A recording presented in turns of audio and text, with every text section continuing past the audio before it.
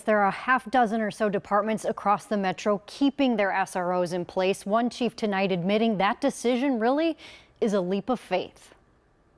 At a time when dozens of departments are pulling their resource officers from schools across the state, several have not, including Edina, Minnetonka, and Chaska. To me, this has become a partisan issue. As well as Faribault Police, whose chief says the city's 2 SROs are specially trained in de-escalation and have more than 20 years of experience, adding to his confidence about keeping them there. I personally couldn't live with myself as a chief if something bad were to happen in our schools and we didn't have an officer readily available or present. That's not to say he approves of the new law that limits physical restraints on students. Still hopeful Governor Walz will call a special session to clarify it. Yeah, this is a unique law. A law that even the leader of the National Association of School Resource Officers is questioning. So much he sent a letter to Walz. We haven't seen this level of anything like this in any other states at this point. Mo Canaday is a former SRO who helps train at times up to 11,000 of them every year.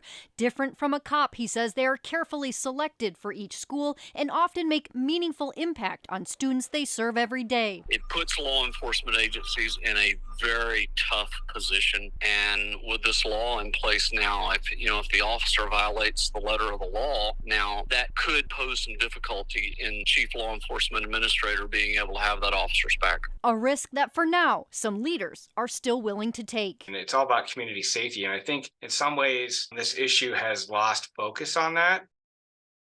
Well, Jennifer, you mentioned the push by some for Governor Walz to call a special session. Where does that stand tonight?